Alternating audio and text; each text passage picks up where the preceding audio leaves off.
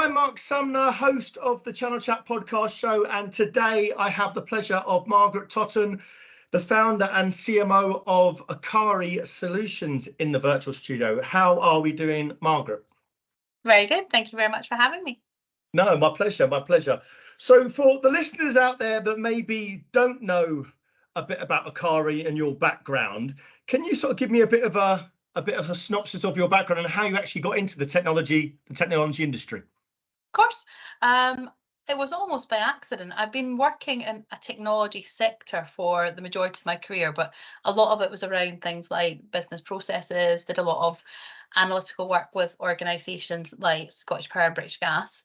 But about 12, 13 years ago, I actually fell into the channel after meeting a powerhouse of a woman named Vivian McKee, who ran a small consultancy firm called IE Cubed, Scotland's first cloud champion. And she was looking for someone to come on board and head up sales and driving the message forward. And we gelled almost instantly, and that was my sort of first foray into the channel and understanding the methods of technology that are used, how we sell it, how it can transform the way our clients work and things like that. So it was a very lucky accident. We met at an event through a mutual acquaintance, and it just sort of spiraled from there. And had you had and they were a Microsoft cloud partner. Had you had any experience of Microsoft before that, or? No, I'd used Microsoft Word. I understood what the Microsoft technology was, but cloud was really very much, particularly in Scotland, in its infancy. Scotland can sometimes take a slightly longer to adapt to new technologies. And at that point in time, I'd come from an enterprise environment where we used G drives, and I wasn't used to a cloud environment. So the technology itself was even quite new, and I was there trying to make sure that we were talking to clients about that and they understood the benefits of that technology when I was just learning it myself. So it was very much a fun journey, but brand new to myself, as was the sales role. It was the first time I'd ever taken on a sales-led role. And how did you find that, going into a new market, Microsoft partner, something maybe you're not used to, and doing a sales role? A lot of moving parts there in one go. So how did you adjust? I loved it, probably because Microsoft were a very, very welcoming partner. They were wanting to make sure that cloud got out there to the masses. So they were very, very proactive. Worked with a lovely guy called Alex Smith, who's still at Microsoft. And he was really, really helpful, making sure that we found our feet, that we understood how clients wanted us to work with them. And we were very lucky, and we managed to win quite a few clients very quickly, including Graham's Family Dairy and Skyscanner, which were very much in their infancy of growth. So we got to see those clients grow with us. So the clients and the partnership Microsoft made it a lot easier. And I found I like talking to people. And to me, sales is very much about building that relationship with people. So getting to meet the people at Microsoft, but getting to meet people at clients, it was sort of my dream job, because you get to meet people all day, every day and just chat. So it was a lot of fun. It was a challenge, but a lot of fun. And then there was an opportunity to get GCI involved. So how did that happen? So unfortunately, my Vivian McKee, who I brought up earlier, had sadly passed away. She was a very close friend, and she was the driving force at that point in time behind IE Cubed. And we needed to find a new way of growing a company and scaling that. So we decided to look for a way to do that, and GCI was the platform for that. So we teamed up with some other people and brought IE Cubed to the table. They were then purchased by GCI, who were looking for Microsoft experts to build that element of their relationship. They've been very much telecommunication focused, and they wanted something more Microsoft focused. So they purchased IE Cubed for that reason, and we grew with them over a couple of years, helping them build that practice.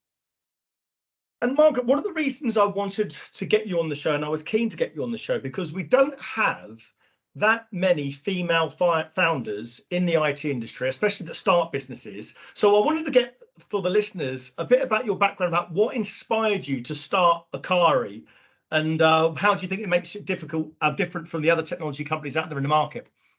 You just have to speak to Akari. We've got lots of really strong females. Even at that point in time, Kimberly Totten, Lindsay Clemson, Natalie Bell, they were all part of that beginning journey. They're all really strong females in the tech industry who have their own specific roles. They all started it with me, and I'd been surrounded by really strong females. Microsoft itself has a really strong female leadership team.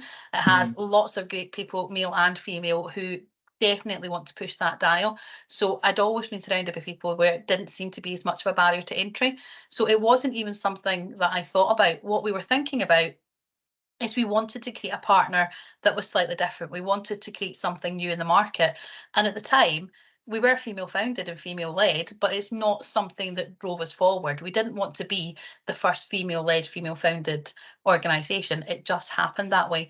And it comes with its own challenges. Sometimes having too many females can be just as much of a challenge as not having females at that level, as we found quite quickly. To me, the perfect balance is finding that mix of male and female leaders that understand how to drive it forward. But we are very proud that we were one of the first female founded and female led IT companies. Yeah, because I know you're a sort of strong advocate and supporter of creating an inclusive environment. How have you done that in your initiatives at Akari? So we were very, very lucky in our first year that we started looking at different initiatives to inclusion. We worked really closely with a lovely chap called James Chadwick over at Microsoft, who heads up the socio-economic board over there. So there's so many different barriers to entry. It's not just a barrier to female or a barrier regarding ethnic diversity. There's so many different barriers to entry, from neurodiversity to the economic background you come from. I'm the mother of a wonderful 17-year-old boy who is high functioning autistic, and I saw the challenges that he faced, particularly into his teen years, and his schoolwork started getting heavier, and he started being far more reliant on technology to cover that gap between what he could do naturally and where he found challenges. And it's probably was one of the biggest eye openers for me, because it showed me how tech can be that level playing field. In the technology industry, it doesn't matter who you are, where you come from. It matters that you have a passion to drive what you want to do forward. It matters that you love the technology, and it matters that you love bringing that passion for technology to the clients. It doesn't matter whether you're male, female, whether you've got a neurodiverse issue, whether you've got any barrier to entry. So we wanted to include that in the ethos from Akari at the very beginning, and it's something we found very much in the Vogue partnership as well. So it's one of the reasons they were a good fit for us. We won the Diversity and Inclusion Changemaker award for Partner of the Year globally in our very first year of infancy, and that was due to us having initiatives like creating technology like AD, which was a Teams chat bot that would allow people to ask questions about inclusion and accessibility. And it was also working with some really great people over at Microsoft, like Helen Smith, Michael Vermeesh, Hector Minto, to make sure that when we were talking to clients, that we were showcasing the inclusion and diversity that's inbuilt in the Microsoft technology stack. Do you think, I know Microsoft has got a strong female leadership as well, and I know it's not just about female or race. Do you think that helped you in actual growing in the actual industry in terms of like being a Microsoft partner? Because I know they're strong advocates of D&I at Microsoft. They are very strong advocates, and they've been a massive champion to us from the very beginning. But no, in a way, it maybe hindered us. So we're really proud that we're female founded and female led. But the market moved really quickly, and we lacked the investment to break through that glass ceiling and to start stepping up to the big leagues. So it's one of the reasons I started looking at the acquisition last year, because we knew that we were going to hit a ceiling, and we did hit that ceiling, and we wanted to break through it, but we couldn't do it alone. So it was probably more a barrier than anything else. Not that being a female was a barrier, being a small organisation with only a few people with a certain subset of skills was becoming a barrier to us.